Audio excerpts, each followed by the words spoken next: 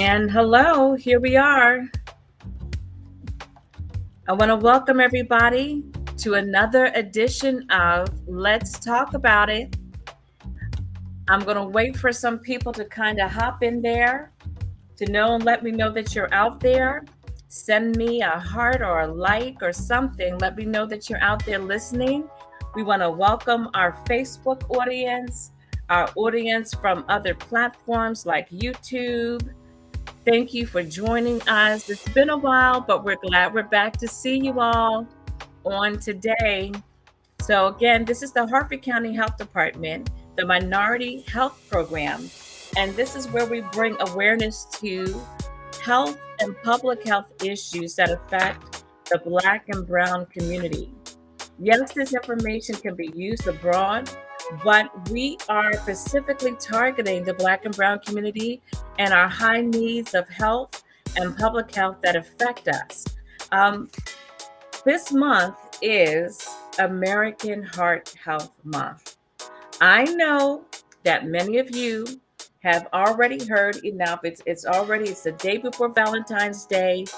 What better day to talk about our health and taking care of ourselves than today, the day before Valentine's Day? I'm sure many of you have heard of the fact that it is Heart Health Month. Some of you on February 3rd might have been at your church or a program and wore red. I think that is absolutely fantastic. But Minority Health Program at the Harford County Health Department, if you can see this sign above me, I'm going to put up a better flyer. We are taking the bull by the horns and we are addressing our health head on. We had a wonderful time with Chef Catherine Brown at Windsor Valley Community Center, February 10th, this Friday. There might be some of you out there that were there with us, and we had a fantastic time.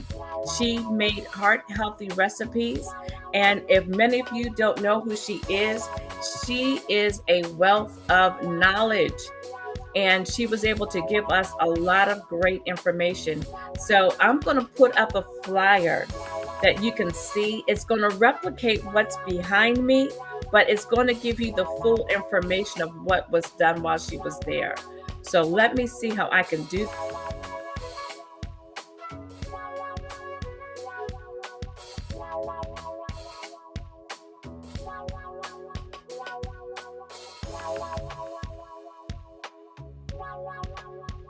I know it's a duplicate. I'm back. Look, so if you can see there, that's a picture of Chef Catherine Brown. She was, she has her own business doing this. You can find her on Facebook under the same name. And so what happened there that we gave out prizes, we gave out crock pots. 10 people, 10, count them, 10 people walked away with the crock pot. Not only did 10 people walk away with the crock pot, there were gift cards given out. There was a fitness watch given out. We had a ball. And guess what? If you think that you missed it, it's okay. We do have another one coming up. If you can look here, let me move this out the way. If you can look down there, February 24th, from 5 to 6 p.m., we're going to be at the Village at Lakeview. And that's at 833 Fisherman Lane in Edgewood. And you can ask Chef Brown anything you want about eating healthy. She's a wealth of information. We had a great time.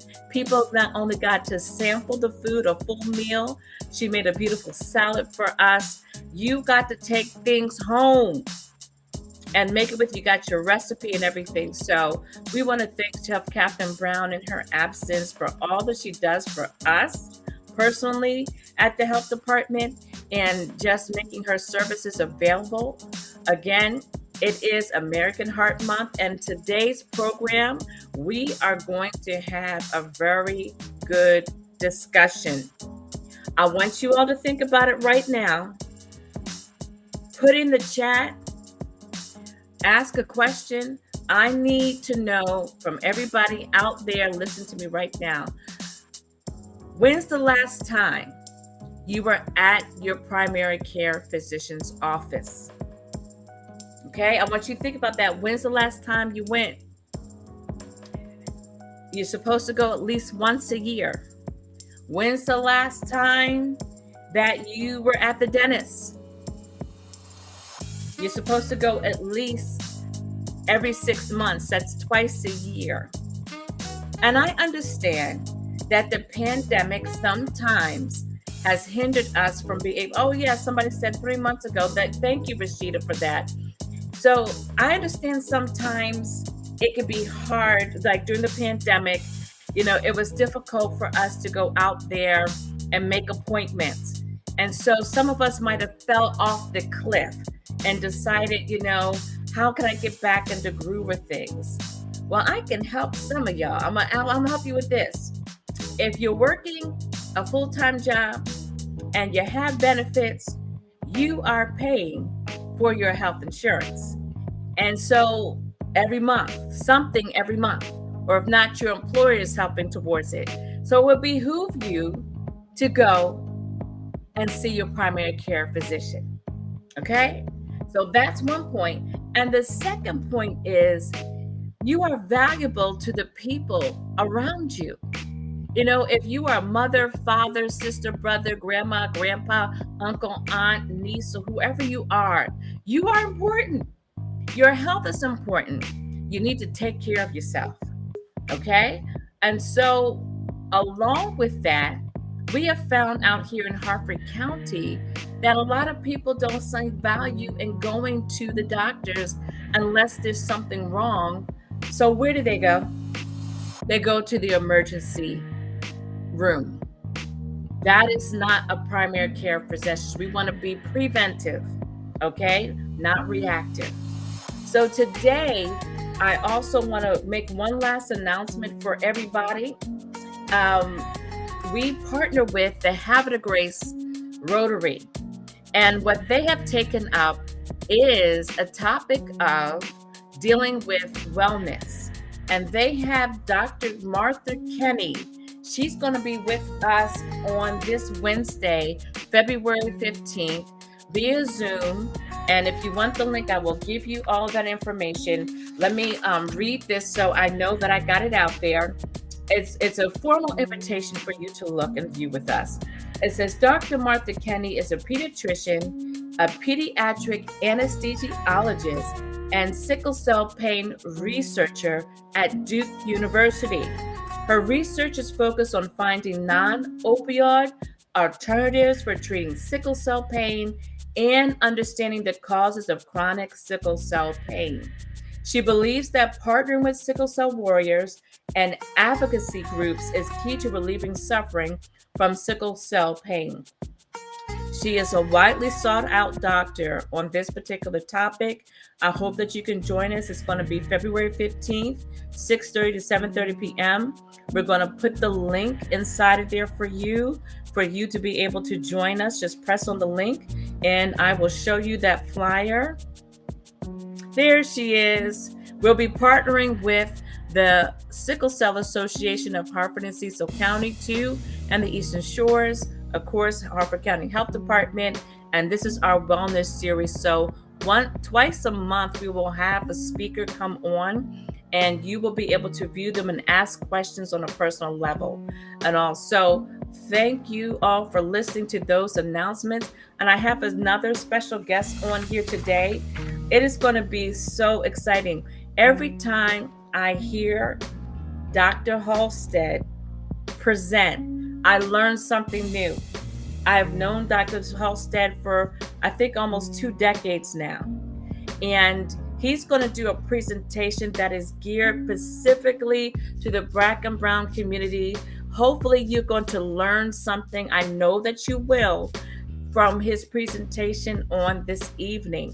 Okay, and I want you all, please don't just walk away and say, oh, I've heard it all before. I don't want to deal with my health. Let me tell you something. If you've heard it more than one time, then there is a message here just for you. You need to share this video with someone, share it off of your screen onto someone else. Dr. Halstead is amazing. He's also with Upper Chesapeake Medical, Walking with the Docs. So he is fully invested in, and there's information on that you will find inside of our links as well.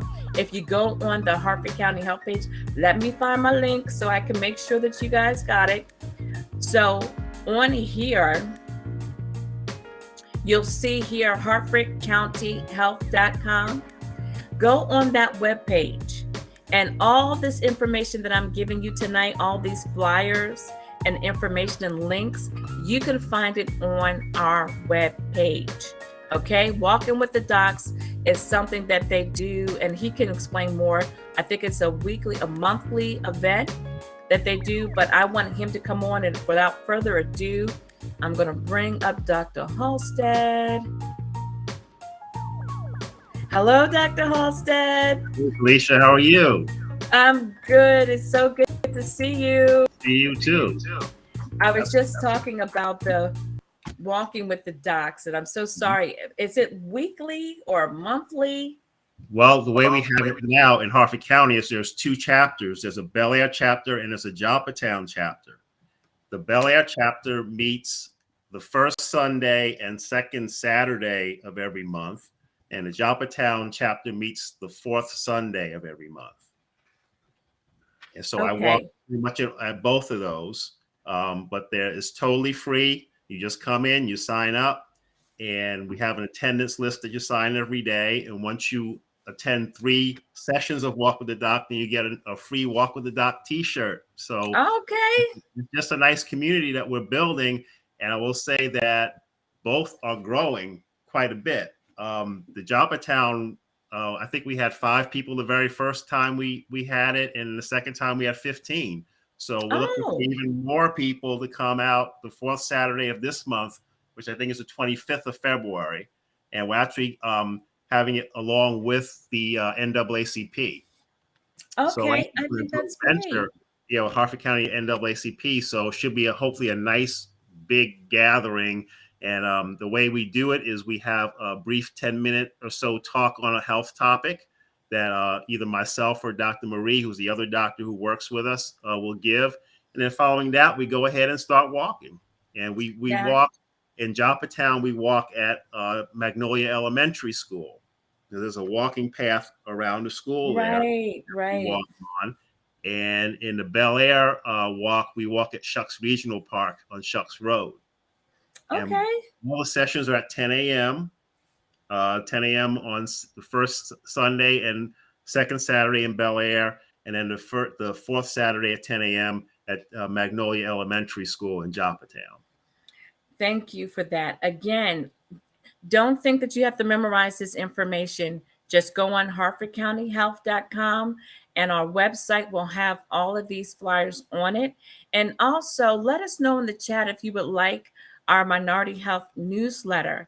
And that newsletter lets you know where we've been, where we're going, where you can find us, other interesting links to other community-based organizations, health links.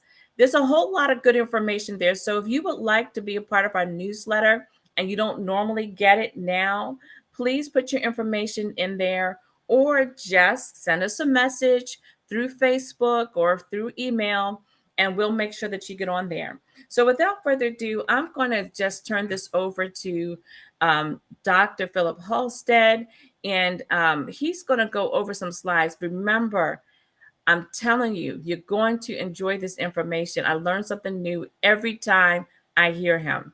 So without further ado, here you go. All right. Thank you, Felicia. And thank you for inviting me again. I always look forward to these opportunities to really be able to share information with our people about their health. And certainly with February being Heart Health Month, no better time to really talk about heart disease in minorities, because this is a major, major problem that we have in our community. And we want to be able to give enough information, give adequate information and good information that people can take with them so that they can be able to better protect themselves from heart disease, or if they have heart disease, find ways to really be able to deal with it in a good manner to help it not have a tremendous effect on their health. So today what I wanted to do was cover some facts and figures, which will really kind of bring to home and bring to bear how significant heart disease is in our community and how seriously we have to take it. I'm also going to go ahead and talk about causes for heart disease among minorities and solutions. I never like to talk about causes of a problem without bringing up solutions, because the solutions is where we really need to make sure we maintain and really spend a lot of our time in. So Felicia, if you can give me the next slide. So I just want to go through some facts and figures, and it's very sobering with these figures. Okay, Black males have a 70% greater rate of heart failure than their white counterparts. Black females have a 50% greater rate of heart failure than their white counterparts. And overall, Black Americans have a 30% more likely to be hospitalized for heart failure than their white counterparts. So this all really just brings to bear how important it is for us to really work with heart disease in our community, because these numbers are staggering. This is not where we want to be. This is not where we need to be. This is not where we should be. And we need to really take a stand and be serious about our battle, our fight against heart disease, because this is a battle that we can definitely fight and definitely win. Okay, next slide, Felicia. Okay, so more facts and figures. Black Americans may have a gene. This is actually very interesting. They may have a gene that causes them to be more salt sensitive, which increases the risk of hypertension and heart disease. And this actually was a result, many people feel, of the diaspora. When slaves were brought over, when we were brought over as slaves on slave ships over the Atlantic Ocean, and we were on these boats for 3 months to help us to preserve fluid, because water follows sodium. So in order to prevent dehydration, as our people were coming over on these boats to maintain fluid status in their body, they would hold on to sodium. Their kidneys would actually start to hold on to sodium more in order to hold on to fluid to prevent dehydration.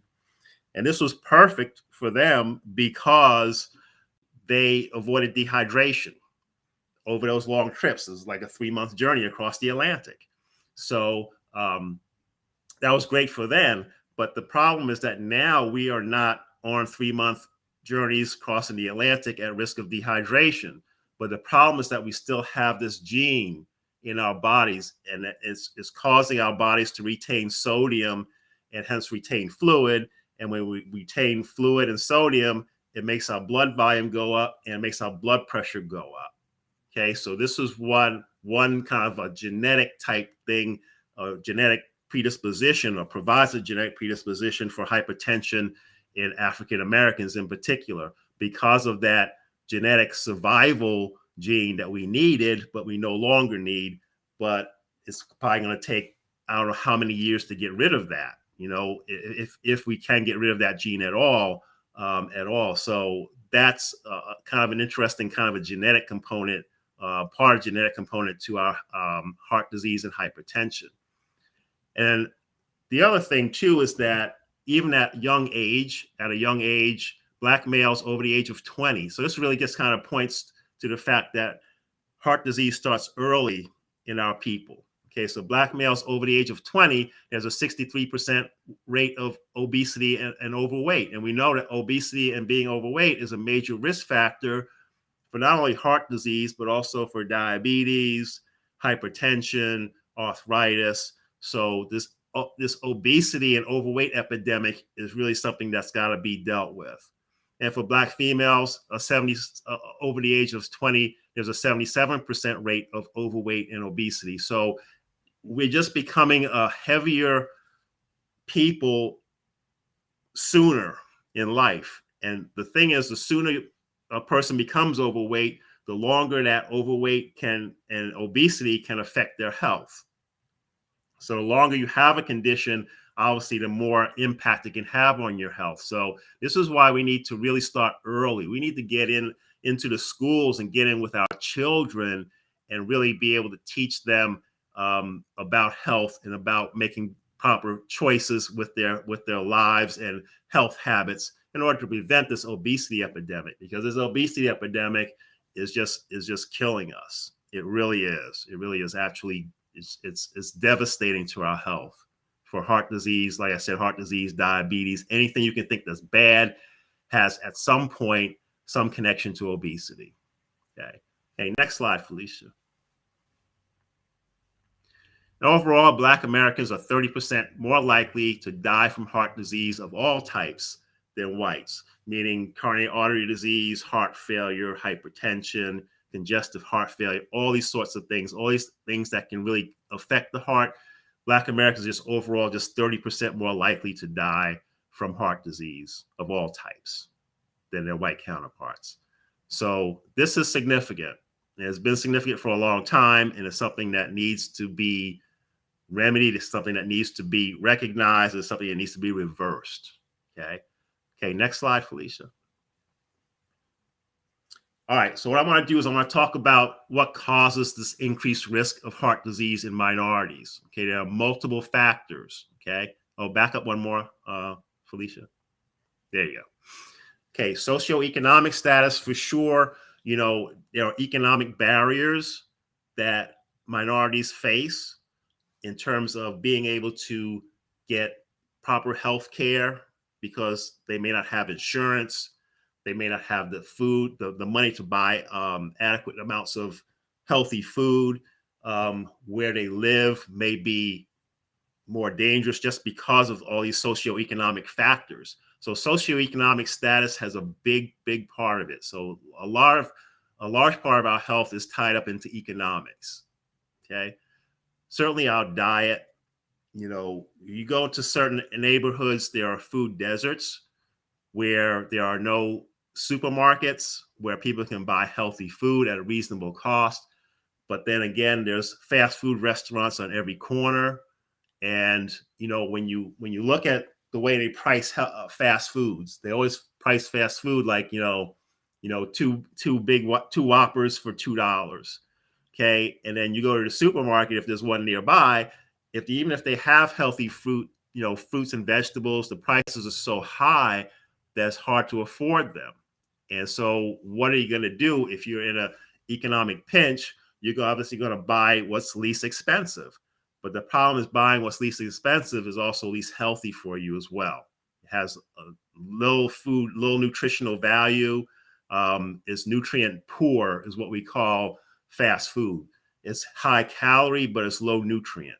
And what we need to try to do is switch that. We need to switch it to the point where we're consuming foods that are high in nutrients and low in calories, because that way our cells get fed properly, but we don't accumulate a lot of calories, a lot of excess calories that can lead to obesity. So that whole scale has to be tipped over. Okay. Then there are, it's a little small there. Can you make it bigger for me? So I'm having trouble reading there you go. Yeah. Health behaviors. Okay. High risk behaviors, drugs, alcohol, smoking, things like that. These things definitely impact our health and impact our heart health in particular. So we want to make sure that we are not engaging in health habits or health behaviors that are detrimental to our health. But unfortunately, in some of our communities, that's what's prevalent, and that's what really affects our health a lot. Okay, so health behaviors, definitely things like smoking is very big as a cause or leading to heart disease. Alcohol, of course, drug abuse, these sorts of things. Social networks that people have are very intimately involved in how people deal with their health and how they support their health, how they take care of themselves.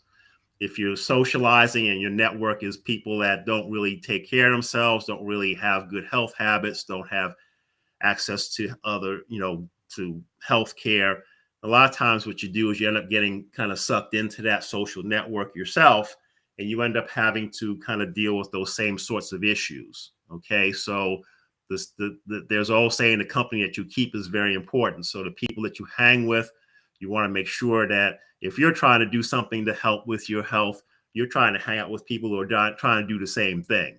You want to try to get people who are trying to be proactive with what they're trying to do, and that will help you, and that will help the whole attitude of the people that you hang with. So your social network is very important and very very intimately linked to your health. Okay. Obviously, we talked about access to health care. A lot of times, poor neighborhoods just don't have healthcare facilities. It may not even be so much that people don't have the economic wherewithal or the health insurance, but sometimes there's just no facilities available anyway. So there's a big difference. There's a big problem with access to healthcare for minority communities. And of course, if you can't get into a doctor, then you can't get your numbers checked. You can't know what your blood pressure is. You can't know what your cholesterol and your blood sugar and your kidney function. You can't know what all these tests are if you can't get into a facility and get those things checked, because there's so many things that don't have symptoms. High blood pressure, they call it the silent killer. They call it the silent killer for a reason, is because it oftentimes does not have symptoms.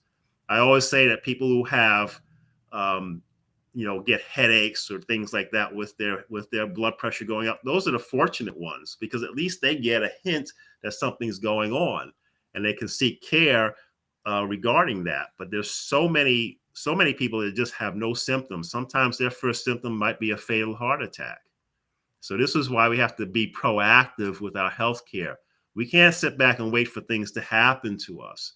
We have to be aware. We have to be educated. We have to know what's going on. We have to know what causes different health issues. We have to know what we need to do to avoid them or to mitigate them and to deal with them if we already have them. So that's what we're going to talk about in a slide or two. And of course, stress is a big issue as well. Okay. Stress is ubiquitous. Stress is everywhere. Everybody experiences stress. Okay. There's no way to avoid stress. So there's no sense in trying to talk about avoiding stress. What we need to talk about is how to deal with stress constructively. How do we diffuse it? How do we keep it from really taking a hold on us? Because stress, if it occurs chronically over a long period of time to a higher enough degree, then you're going to start having physiologic issues. You're going to start having things like your cortisol levels going to go up. Cortisol is a stress hormone in the body that goes up. And if that stress hormone goes up, then it's going to cause different stressors on your organs, not just your heart, but liver, kidneys, brain, everything. Okay, so it's actually going to, in a way, just start to make your body age faster. So we have to find ways to constructively and safely deal with stress and keep those levels under control as much as possible. Again, it's not avoidable, but we have to know how to make sure that it is going to be under control and not take an effect on us. So these are basically the causes that we can think of specifically for heart disease in minorities. Okay, so we've talked about causes. Let's go ahead and talk about solutions. So I have the next slide. All right. So solutions to healthcare or to heart disease, you can almost think of it just as the opposite of the causes, really. Okay, so you want to make sure that your blood pressure is monitored regularly. Okay, if you have hypertension, you're going to need to get your blood pressure. If you don't have high blood pressure, if your blood pressure is normal, getting it monitored once a year is fine. But if you have high blood pressure, you want to get it monitored more frequently by your physician. Okay, because especially if you end up being on medication, you want to make sure that blood pressure doesn't start to gradually start creeping up. Okay, because sometimes it might mean you need an adjustment in your medication or an adjustment in some health habit that you're doing. And we're going to go and talk about those. Okay, you want to understand your risk factors. Okay, and I always refer to risk factors as two types. One type is a type you can fix. The other type is a type you can't fix. So when we talk about things you can't fix, we're talking about genetics. We're talking about the genes that make you up, make up your body, make you up physiologically, that you've inherited. So things like genetics, the way, your genes in your family, even your family history. We're going to talk about family history again in a minute, but family history is not something you can really work with. You can't really change it. Okay? But there are other issues that you can fix. I see what's normal blood pressure is normal blood pressure is 120, under 120 over 80 is what's normal blood pressure. Once your blood pressure gets up to about 130 over 80, 130 over 90, then it's considered elevated. When your blood pressure gets up to over 140 over 90, then that definitely is an issue. And you definitely need to have treatment for that. But under 120 over 80 is where you want your blood pressure to be. Okay. So getting back to risk factors, the ones you can't fix are things like genetics, family history. That's all set in stone before you get here. The things you can fix are things such as your diet, things we're going to talk about in a minute, your diet, your exercise habits, keeping your blood pressure under control, not smoking, not drinking alcohol, treating different diseases that can raise your blood pressure and lead to heart disease, like sleep apnea, if you have that. Getting things that you can work with. These are the things where you really want to focus your attention, the things that you can do something about and can change. Okay. You want to know your family history, not to the point that you can change it, because you can't. What you want to know your family history, the reason why you want to know your family history is because you want to know what you need to start working on early. Okay. So if you find that you have a family history, everybody in your family is having heart attacks at age 55, then you want to make sure that you're starting to keep really close tabs on things like your blood pressure, your diet, your exercise level at an early age, because you don't want to go down that same road. 55 is very young to die from a heart attack. Okay. So you want to be especially proactive if you find things like this in your family history. You have to jump on it. You got to jump on those healthy habits fast. Okay. Real early. You don't want to wait till you're 54 to start looking at things. Okay. Because having that family history tells you that genetically your family is predisposed to this condition, and that you don't want to go that route. Because just because you're genetically predisposed to something doesn't mean you have to show those genes. If you take care of yourself, the chances of the genetic predispositions for these different diseases, it goes down if you start to take care of yourself by manipulating the risk factors that you have control over. Keeping your pressure down, watching your diet, exercising, these healthy habits can overcome bad genes. Okay, so don't think you're doomed for these sort of conditions just because it runs strongly in your family. Okay. As we talked about before, monitoring stress levels, doing things to help you to relax. Okay, do things that you find are fun. Certainly, exercise can reduce stress because that helps to lower your cholesterol, your cortisol level. Making sure that you're doing things, even just things like meditation, prayer. Okay, these sorts of things help a lot. Okay, just to kind of get your mind to relax. Just finding hobbies, even if it's just going out and working in a garden, just getting your hands in the soil, just doing things, that help you to relax. These are great stress relievers.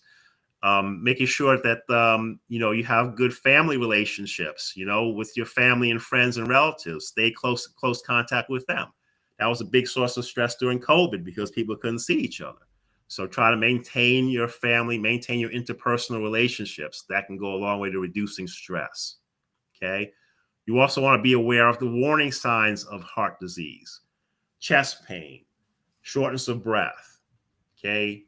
For people with heart failure, they might start getting fluid in their lungs, making it difficult to breathe. You might start seeing your legs or your feet swelling.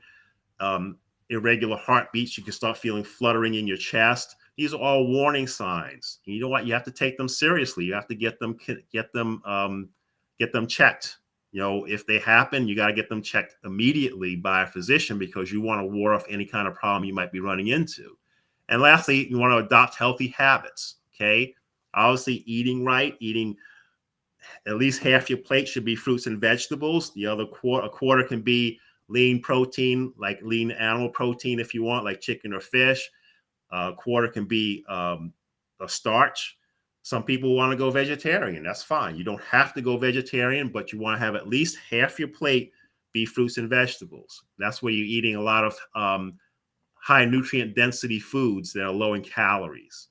You want to start adapting a healthy exercise program, 150 minutes a week of moderate exercise, walking, bicycling, stair climb. If you don't have a safe place to walk, go up and down stairs in your house. Just find ways to do it. Walk laps around your house. Do what you have to do, but try to get that 150 minutes of moderate exercise. Or if in somewhat better shape, you can do 75 minutes a week of really strenuous activity. Okay, but try to get that 50-minute, 30, it works out to about 30 minutes a day, 5 days a week. Okay, so that adds up to 150 minutes. That's the gold standard for exercise. Okay, making sure you're consuming adequate amounts of water, at least half your body weight in ounces. So if you weigh 100 pounds, you want to drink 50 ounces of water per day. So take your body weight in pounds, cut that in half. That's how many ounces you should be trying to drink. Okay. Obviously, stay away from cigarettes, alcohol. If you have a condition called sleep apnea, you want to make sure you get that treated by a CPAP machine, because sleep apnea causes stress on the cardiovascular system that can lead to heart disease. If you have any other comorbidity like diabetes, high cholesterol, you want to make sure you get those things checked and get those things under control as soon as you can. And if you can do all those things, again, working with the things that you have under your control, then that's what's going to really make a tremendous difference in whether or not you develop heart disease or not. Okay. The genes are set, but the things that you can do on a daily basis to protect yourself, those are the things you want to do. Okay. All right. Next slide. All right. I wanted to open up for questions. Any questions? We had a few questions about blood pressure already that we asked. Any other questions at all that you can think of? So, Dr. Halstead, I have to say, first of all, again, you have blown my mind, and you have mentioned something that I have never heard before. I don't know about anyone else, but you talked about the fact that the journey over in slave ships genetically modified our genes to, is it resistant to salt, or less resistant to salt? Well, what it did was it caused our bodies to retain sodium, to retain salt in our bodies. And coming over on those slave ships, that was protective, because as we retained sodium, we retained water. And we retained water, that kept us from getting dehydrated and dying from thirst. The problem is now we've got plenty of water around, so we don't need all that extra salt, but we still have that genetic predisposition because of that trip over the slave ships to really hold on to sodium. So this is why about a third of people are salt sensitive with their blood pressure, but we don't know who that third of people are. So that's why we say straight across the board to limit your sodium to about 1,500 milligrams of sodium per day, just to keep sodium from becoming a real factor in your blood pressure going up too high. So there's a question from our audience. They say, if you drink half your body weight of water, is there a maximum amount of water that would be too much? That would vary from one person to another. You can always overdo a good thing for sure. There are people who have certain illnesses, in particular psychiatric illnesses, and they tend to drink water, so much water that they actually dilute their sodium out in their body, and that raises their likelihood of getting seizures. But that really is an extreme, and you really would have to drink an inordinate amount of water over a long period of time to really get that, to have that to happen. But a safe way to do it is to drink half your body weight. If you can stay at that level of consumption, you won't want any risk of lowering your sodium levels too low to where you run into health problems. So that's why I always kind of make that recommendation. So this whole presentation was amazing. And I'm hoping that those that were listening, that you took some notes, and if at the very least, go see your primary care physician. If you don't presently have one, I put in the link the website for the health department, and we have care coordination that will help you get a link.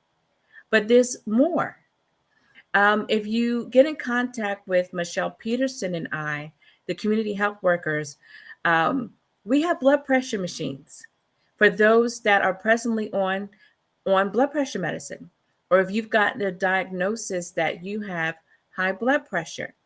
All you simply have to do is call us and fill out a form, and you can have a blood pressure machine. We do understand that some insurance companies do offer it, but for some reason, if you don't, you can give us a call and we can assist you. We are here to help. Dr. Holstead, again, the information was gold. If let me see if there's any more questions in the chat. If somebody can tell me if there is. I don't see any presently. I want to thank the listening audience that was listening to that part, but there is more. Guess what? Some people say, I need some motivation. I need some help. I'd like to do this with the group. Is there anything around here that is cost effective because I can't get to the gym or I can't afford the gym? Oh, someone's asking, what's the proper way to check blood pressure at home? Well, what a good idea to do is just get your own blood pressure cuff. They have the cuffs that you can buy that you can put on your arm, and all you have to do is push a button and it inflates the cuff, reads your blood pressure. So you don't need a stethoscope, you don't need special training for it. But that I always suggest home monitors for people who actually have high blood pressure. But it may not be a bad idea just to have one period, just so you can periodically, even if your blood pressure has been normal, there's always a chance that it can start to creep up. So it's always a good idea just to kind of get your own monitor. And you don't have to check it like 20 times a day. Just check it maybe a couple times a week, if your blood pressure is good. Certainly, if you have issues with your blood pressure, you should certainly be under the care of your physician and maybe check your blood pressure a little bit more frequently. I always would tell people that it's a good idea to keep a log. If you have high blood pressure, keep a log at home. Just get yourself a little notebook, maybe check your blood pressure every other day. And then when you go to see your doctor, bring that log with you, because that way he can look back and see what your blood pressure, he or she can look back at your blood pressure for the previous 2 to 3 months instead of just checking it one time in the office at your visit. And he can kind of see what the trend of your blood pressure is. So I always think it's a good idea to have a blood pressure cuff at home, just so you can check it, fairly regularly. So Rashida, I hope I'm saying your name right. Get in contact with me or Michelle Peterson. Go on our website or DM us with your information, and we'll make sure that you will get a blood pressure machine because it's real important. And back to my point, listen, if you can't get to a gym, you can't afford a gym, you can't afford, you want to do something with the group. Our next guest that's coming on here today, I'm going to tell you something. It's going to be amazing. They are from the Bridge program in Edgewood. Okay. And I'm going to bring her on and talk more about her as she comes on. Dr. Philip Hall said you can stay on with us or you can kind of just hang out if you want to, or let me put her on. Her name is Ramonda Adams. Hello, And before everyone. Yes. And before she starts talking, I know that she had a guest on to give testimony to how wonderful their program and how successful their program has been. And so, since she couldn't stay on, I want to give this little tidbit before she begins talking. I have attended their graduation. I have personally talked to participants that have graduated from their program that dealt specifically with obesity in adults. And the testimonies that I've heard were amazing. I heard a young lady talk about, you know, she was either in between homes or she didn't always eat right, but the family warmth that she got from being a part of this group motivated her to not only eat well but keep coming and change her life, and even for her children. I know that Ramona Adams will tell you more about it. um, I know some people lost upwards to 10 or 11 pounds in the course of them being a part of your program. And guess what? It's local. If you all know where the Mark train station is, that building right there, they have a monthly food giveaway where they have Upper Chesapeake Medical, that they have information there. Sometimes us as the health department, we're there to give out information, but they have other great groups. So Ramonda, please tell us more about your program. So, our program was the community outreach obesity program. And so, what we did is that we went through a model called the creation model. And so, in that creation model, we went through choice. Um, we went through the acronyms of creation, which was choice, rest, environment, activity, trusting God, interpersonal relationships, outlook, and nutrition. And throughout that program, we, were able to also incorporate exercise component. We did nutrition. We had people to come in for cooking classes. We also did demonstrations, different demonstrations on juicing. We did different demonstrations on how to um, how to just like what your environment is about. So when we went through the creation model, like we said, C was for choice. I did have a slide. So yeah, C was for choice.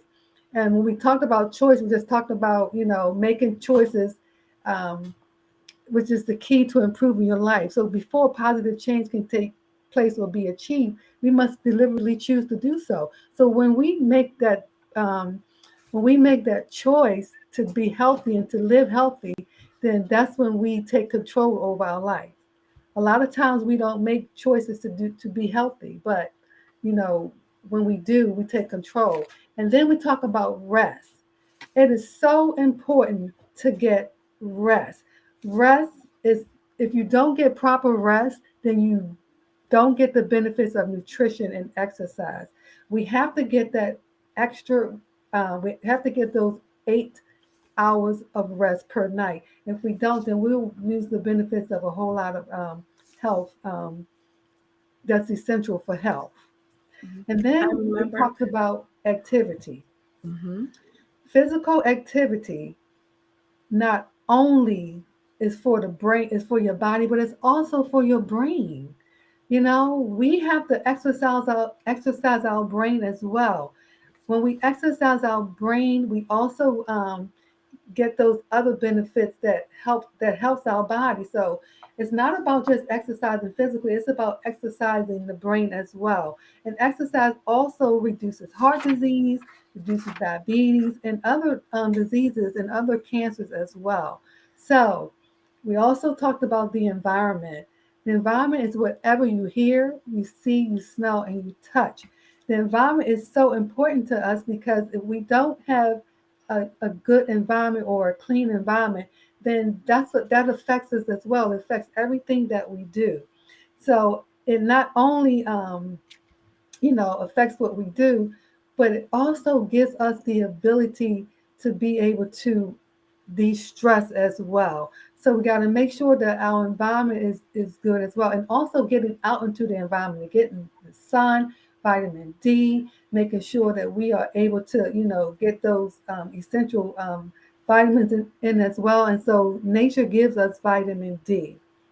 And so our next acronym is activity. When we exercise, it includes both the physical and mental aspects of our being, because the mind and body are intimately connected. So when we exercise, we have to make sure that we're doing everything to to help us to have control over our health as well. So even when you're exercising, making sure that we're exercising that brain, you can do puzzles, you can do journaling, you can do anything that you like, reading, learning a new language, being able to to do something new. It makes your brain it empowers your brain. So we Hmm. want to make sure that we're doing everything to empower our brain as well as physical activity for our body. Then our next acronym was trust. When we talk about trust, we're talking about placing our faith and reliance in a loving God who takes active interest in our lives. So when we trust, we become spiritually connected to Him through living a dynamic relationship of faith. That's where our total thing was living life abundantly. So when you trust God, He helps you to live life abundantly. Hmm. And then we talked about interpersonal relationships. God designed us and created us to be at our best when we're connected to Him. There was a study that was done many, many years ago where they had babies in an orphanage. And what they did is that they talked and, made connections with one, set of the babies, and then the other set they didn't. And so those babies did not thrive. So we need people in order to thrive. And also, people help us to make good decisions as well.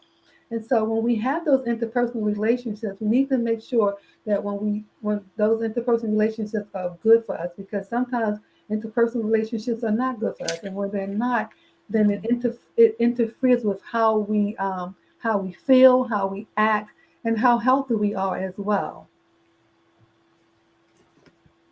Next slide. And then we talk about outlook.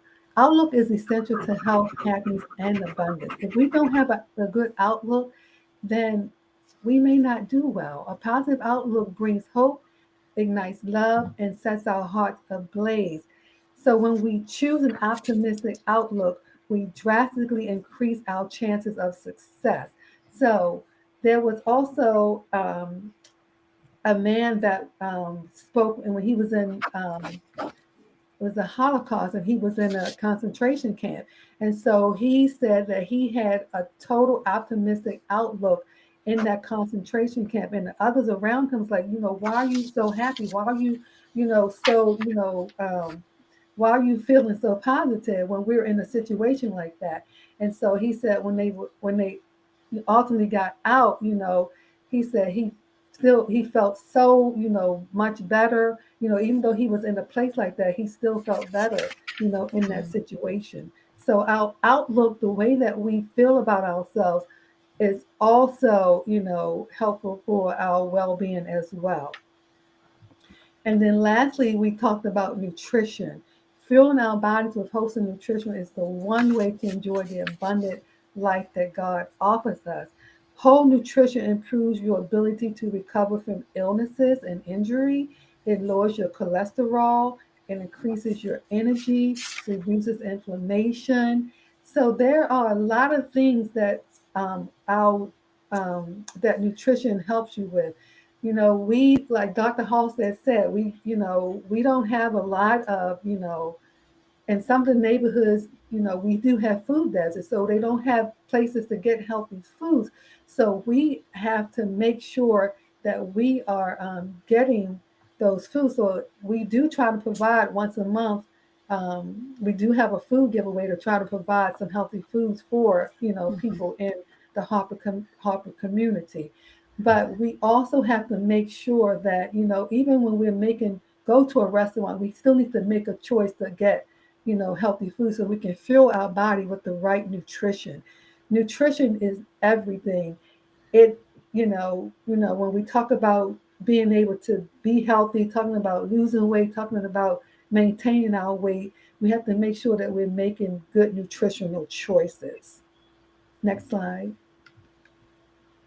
So in that program, we did a variety of things.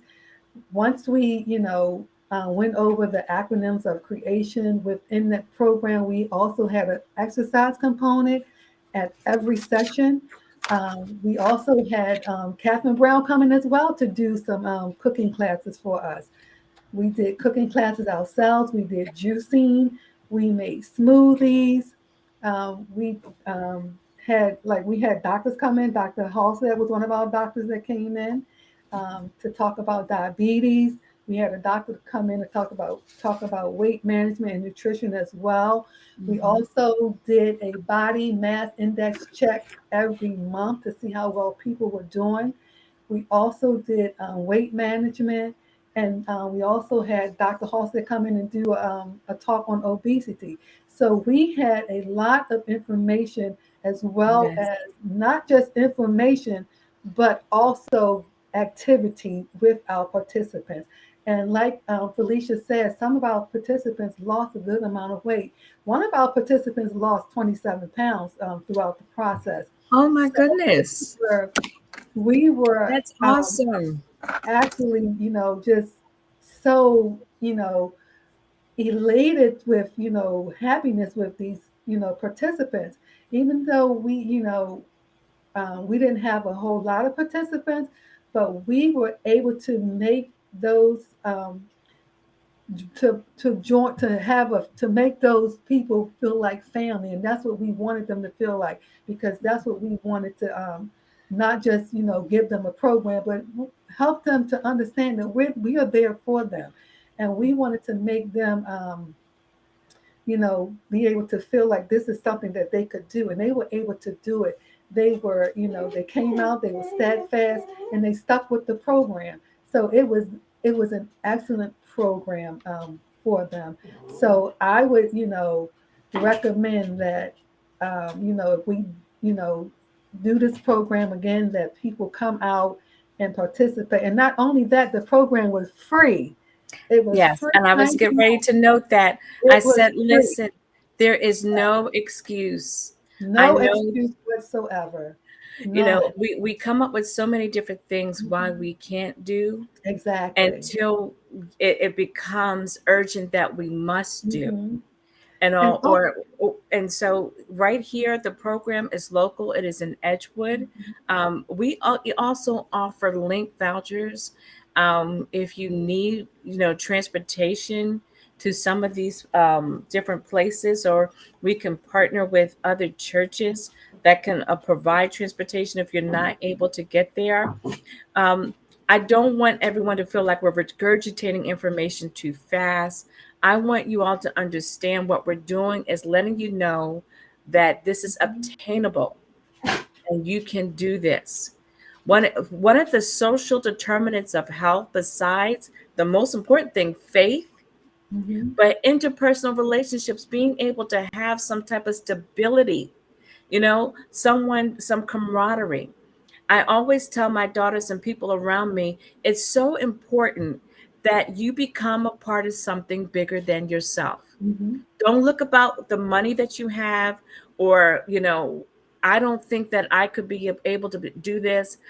That young lady that I met there, that even wanted to come on tonight, she was dealing with anxiety and depression, hmm and she made it and graduated through the program. And so I was very impressed with the testimonies that I had. It was very family orientated. The graduation had wonderful food there, all healthy. Dr. Hall said they messed with the church plate and they transformed it. Our church plate is sacred with all things fried food and everything else. And they were able to transform. I wish I could show the pictures. I tried to upload my pictures on here, hmm it wouldn't let me do it. Oh But wow. I don't know if maybe I can upload them on our web page so people can hmm see the food that was cooked there, and I can attest it was delicious. You all had not you had salmon, fresh salads with avocados, berries, and all types of wonderful things inside of it. Beautifully made rice. It was eye appealing, and it was tasty, and it was a lot of it. It was very filling. hmm The last point I want to make to your point is I went shopping to get things for Chef Catherine Brown for our crock pot throwdown. And my family personally has been trying to change our diet and why we were eating. But as I was walking through those aisles, mentally I was saying to myself, we can do this. hmm You know, the prices weren't that bad. I said, we can do this. hmm This is easy. I can get these ingredients together. I can cut them up and I can put them inside of a crock pot. I can put it inside. We can change. It's just takes steps and time to do that. And we have to be willing to do and be very intentional about trying to say, just think of it as saving your own life, hmm basically saving your own life. And also, Ramonda, your program is amazing. It's a creation program. If everyone Amen. can look down at the ticker at the bottom, I put on there the website that you can go on. The address is called the Bridge of Edgewood Corp, the Bridge to Life. When you sign up for their next program, they give you a full booklet and journal. I read through the booklet, and the booklet is very easy to read, it's very engaging. And so I would encourage anyone that's in the area, take this information down and come. do we have any questions out there for the listening audience, or Dr. Halstead, if you wanted to add anything to this conversation? Yeah, I just wanted to say that the bridge is it's serving a tremendous purpose. The Ramonda's group, Ramonda is excellent. Ramonda is fantastic. I had the pleasure of working with her, like I said, for a couple of times, giving talks to her group. And this is a very worthwhile thing. I think this is really going to blow up. I think the bridge is going to expand. It's going to grow. And we have only seen the tip of the iceberg in terms of how the bridge is really going to really impact the health of our community in Harford County. So I commend you, Absolutely. Ramonda. I just encourage Thank you you so much, to. Dr. Halstead. Thank you so Absolutely. much. And thank Yeah, you also for helping us as well. that's my pleasure. Anytime. Anytime. Absolutely. It was fantastic. And I know that when I spoke with some of your participants, they Mhm. were equally as excited. And the Mhm. warmth, I mean, just feeling the connectivity and the warmth that each one had. And your staff is amazing. They Amen. were very Amen. well educated, very warm, very information, they gave good information. And Mhm. the fact that they came and they look forward to connecting. I think one Yes. person, her husband lived out of the country, but she looked forward to coming and meeting you all every single Sunday. So they created family. And I know many of you listening out here are looking for that interpersonal connectivity. Mhm. And this is a place that you can be. The Harford County Health Department is going to be on board to support you, the Minority Health Program, especially for the duration of your programs. I know Dr. Halstead is already going to make himself available. Um, and Chef Brown, who couldn't be with us tonight, but as you can see my flyer in the background, Mhm. Mhm. look for the information. We have a good time. We gave out 10 crock pots to make the recipes in. And again, February 24th, you can meet us at the Village at Lakeview, and we're going to do it all over again. You'll get to sample healthy meals. You'll get to play a game of Kahoot, and we're going to have a great time. And also, again, thank each and every one of you for coming. And this is the end of our program. Thank you so And much for join us having me. next time for another episode of Let's Talk About It. You all have a good evening. You too. Have a good Thank evening. Bye bye.